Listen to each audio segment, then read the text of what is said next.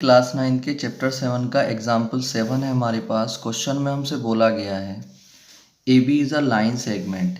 ए B एक line segment है। P and Q are points on opposite sides of AB such that each of them is equidistant from the point A and B। दो points हैं, एक तो P point है और एक Q point है। ये दोनों के दोनों जो पॉइंट्स हैं ये ए बी लाइन सेगमेंट के अपोजिट साइड्स में है और ये इस तरीके से सिचुएट करते हैं कि जो ये P पॉइंट है ये इस A पॉइंट से भी और इस B पॉइंट से भी इक्वल डिस्टेंस पर है। यानी हम यहाँ पर ये कह सकते हैं कि जो AP होगी और जो PB होगी वो इक्वल होगी। और इसी तरीके से जो Q पॉइंट है वो भी इस तरीके से है कि ये Q पॉइंट जो है A से भी और B से भी इक्वल डिस्टेंस पर है। ठीक है, यानी हम यहाँ पर कह सकते हैं कि जो AQ होगा और जो BQ होगा वो आपस में इक्वल होगा। तो आगे हमसे बोला गया है show that line PQ is the perpendicular bisector of AB। तो हमें यहाँ पर शो करना है कि जो ये PQ लाइन है ये इस AB लाइन का परपेंडिकुलर बाइसेक्टर है। परपेंडिकुलर बाइसेक्टर का मतलब यानी जो PQ है वो इस AB को दो इक्वल पार्ट में डिवाइड भी कर रही है, यानी कि AC इक्वल BC है, ये बाइसेक्टर बताएगा। और दूसरा जो ये PQ है ये इस पर परपेंडिकुलर है। ये चीज़ तब प्रूफ हो जाएगी जब ये वाला एंगल और ये वाला एंगल दोनों के दोनों जो एंगल्स हैं ये 90 डिग्री प्रूफ हो जाएंगे। ठीक है, ये वाला एंगल और ये वाला एंगल। तो अगर ये चीज़ प्रूफ कर देते हैं कि AC और BC आपस में इक्वल हैं और जो ये PQ है ये AB पर परपेंडिकुलर है, तो ये चीज़ प्रूफ हो जाएगी कि जो PQ है वो AB का परपेंडिकुलर बाइसेक्टर है। ठीक है, तो अब सबसे पहले जो चीज़ हमें क्वेश्चन में गिवन है हम उसको लिख लेते हैं। तो क्वेश्चन में जो हमें गिवन था वो क्या था कि जो AP है और जो BP है वो आपस में इक्वल है। दूसरा जो AQ है AQ इक्वल है किसके, BQ के। ठीक, उसके बाद जो चीज़ हमें प्रूफ करनी है वो क्या प्रूफ करनी है, वो प्रूफ करना है कि जो AC है वो इक्वल है किसके, BC के। और दूसरा PQ है वो परपेंडिकुलर है किस पर, AB पर। ठीक है, यहाँ पर हम जो है इस लाइन को भी लिख सकते हैं कि PQ is the perpendicular bisector of AB। यहाँ पर ब्रैकेट में करके आप लिख सकते हैं AB, PQ is the perpendicular bisector of AB। ठीक है, अब हम क्या करेंगे, अब इसको प्रूफ करेंगे। और जब इसको प्रूफ करेंगे तो हम दो ट्राइंगल्स में काम करेंगे, ट्राइंगल PAQ में और PBQ में। तो इन ट्राइंगल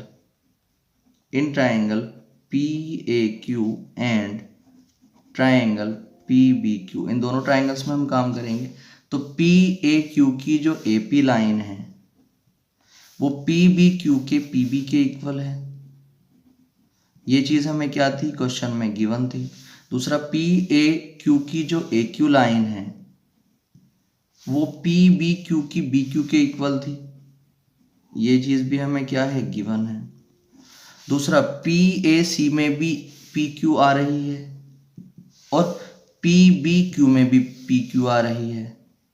तो हम यहाँ पर देखेंगे ये लाइन जो हो गई ये क्या हो गई, कॉमन हो गई। ठीक है, तो हमने यहाँ पर ये देखा कि जब किन्हीं भी दो ट्राइंगल्स की तीन चीज़ें इक्वल हो जाती हैं, तीनों की तीनों साइड्स इक्वल हो जाती है, तो हम यहाँ पर लिख सकते हैं कि जो ट्राइंगल हैं PAQ और PBQ यानी कि PAQ और PBQ ये क्या हो जाएंगे, कॉन्ग्रुएंट हो जाएंगे। तो ट्राइंगल PAQ जो हो जाएगा वो कॉन्ग्रुएंट हो जाएगा ट्राइंगल PBQ के। ठीक है, कौन से रिलेशन से, साइड साइड साइड। यहाँ पर तीनों की तीनों साइड्स इक्वल हुई तो साइड रूल से जो है साइड रूल से कॉन्ग्रुएंट हो जाएंगे।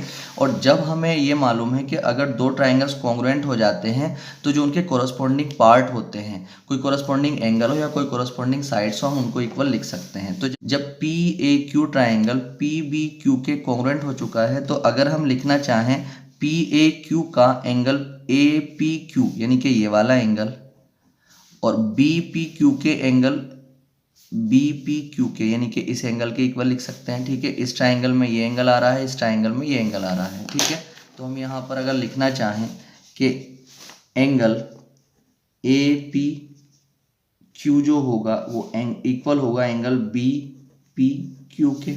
ठीक है, ये वाला एंगल इसके इक्वल होगा। अब एक बात समझें आप, जो ये APQ एंगल है इसको अगर मैं लिखना चाहूँ APC तो लिख सकता हूँ। ठीक है, एंगल तो इसमें आ गया, साइड की लेंथ की बात तो नहीं चल रही यहाँ पर तो एंगल की बात चल रही है। तो अगर हम APQ को अगर APC भी लिख देंगे तो एंगल तो पूरा इसमें ये आ रहा है। ठीक है, तो हम क्या करेंगे, APQ को आप लिख सकते हैं APC और जो BPQ को आप लिख सकते हैं BPC। तो BP और सी। इक्वेशन हमने इसको फर्स्ट मान लिया है। अब हम दो ट्राइंगल्स में फिर से काम करेंगे, ट्राइंगल PAC और PBC में। तो in triangle PAC and triangle PBC, इन दोनों ट्राइंगल्स में हम दोबारा से काम करेंगे। तो PAC की जो AP लाइन है वो PBC की BP के इक्वल है, ठीक है, ये चीज़ हमें गिवन थी। दूसरा PAC में जो है PC आ रही है और PBC में भी PC आ रही है, तो ये क्या थी, कॉमन लाइन थी, ठीक। अभी हमने प्रूफ करा है कि PAC का जो एंगल ये वाला है BPC के एंगल इस वाले के इक्वल है, तो इसलिए हम लिख सकते हैं एंगल APC जो है वो एंगल BPC के क्या है, इक्वल है। इक्वेशन फर्स्ट जो हमने यहाँ पे लिखी थी, तो हमने यहाँ पर ये देखा इन दोनों ट्राइंगल्स की भी तीन चीज़ें इक्वल हो चुकी हैं, तो हम यहाँ पर लिख सकते हैं कि जो ट्राइंगल PAC होगा वो कॉन्ग्रुएंट होगा ट्राइंगल PBC के। जब ये दोनों के दोनों ट्राइंगल्स कॉन्ग्रुएंट हो चुके हैं तो जो इनके कोरस्पॉन्डिंग पार्ट हैं अगर हम उनको एक इक्वल लिखना चाहें तो लिख सकते हैं। ये कौन से रिलेशन से हुए, दो साइड्स और एक एंगल इक्वल इसमें हुआ है, तो साइड एंगल साइड रूल से जो है ये कॉन्ग्रुएंट हुए हैं, ठीक है।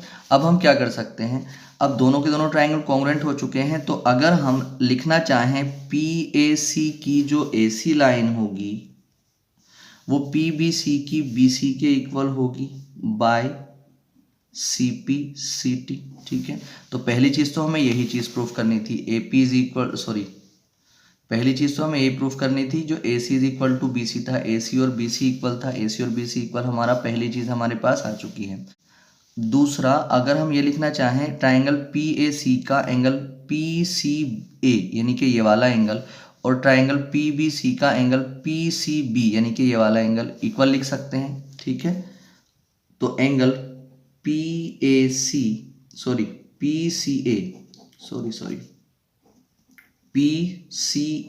इक्वल होगा एंगल PCB के, ठीक है। ये भी क्यों होगा equal, by CPCT, corresponding part of congruent triangle. इसको आप इक्वेशन 2 भी मान लेना, ठीक है। अब देखिए हमारा PCA एंगल PCB एंगल के इक्वल आ चुका है, इक्वेशन 2 हमारे पास आ चुकी है। अब हमें ये पता है कि AB is a straight line, AB is a straight line, और जब AB स्ट्रेट लाइन है तो हमें पता है कि स्ट्रेट लाइन के एक तरफ के जो एंगल्स होते हैं उनका सम जो है 180 होता है, जिसको हम लीनियर पेयर प्रॉपर्टी कहते हैं। तो अगर हम यहाँ पर लिखना चाहते हैं एंगल PCA और plus angle PCB is equal to 180 degree लिख सकते हैं, ठीक है। अब यहाँ पर आप फ्रॉम इक्वेशन 2 से अगर देखेंगे तो PCA को तो आप ऐसे ही रख लें, प्लस जो PCB है, PCB और PCA आपस में इक्वल है, तो जहाँ पर PCB लिखा हुआ वहाँ पर PCA लिख सकते हैं हम। यहाँ पर PCB लिखा हुआ है तो यहाँ पर अगर हम PCA लिखना चाहें तो लिख सकते हैं, क्योंकि दोनों के दोनों इक्वल हैं, ठीक है। तो angle PCA is equal to कितना हो जाएगा, 180। अगर हम देखते हैं तो दोनों के दोनों को जब ऐड करेंगे तो 2 एंगल PCA हो जाएगा इज इक्वल टू में कितना आ गया, 180। अब PCA की अगर हम वैल्यू निकालते हैं तो 180 और अपॉन में 2 आ जाएगा, ये 90 टाइम कट जाएगा। तो हमने देखा कि PCA जो है वो 90 डिग्री आ चुका है, यानी कि ये वाला जो एंगल था ये 90 डिग्री बन चुका है। दूसरा, जब PCA 90 है तो PCB इसके इक्वल था, तो इसलिए एंगल PCB भी कितना हो जाएगा, 90 डिग्री हो जाएगा। और हमें ये पता है जब ये दोनों के दोनों एंगल्स जो है 90 डिग्री हो गए हैं तो हम ये कह सकते हैं कि जो PQ होगी वो परपेंडिकुलर होगी किस पर, AB पर, ठीक है। AC परपेंडिकुलर है तो AQ भी परपेंडिकुलर होगी इस AB पर, और हम लास्ट में लाइन लिख सकते हैं जो चीज़ हमें प्रूफ करना था। अब हमने यहाँ पर दोनों चीज़ें प्रूफ कर दी हैं। पहली चीज़ हमने AC is equal to BC लेकर के आ गए हैं, और दूसरा जो है हमारा जो है ये जो है PQ जो लाइन है वो AB पर जो है परपेंडिकुलर भी हो गई। तो अब हम यहाँ पर लिख सकते हैं कि PQ is the perpendicular bisector of AB। यही चीज़ हमें क्या करनी थी, प्रूव करनी।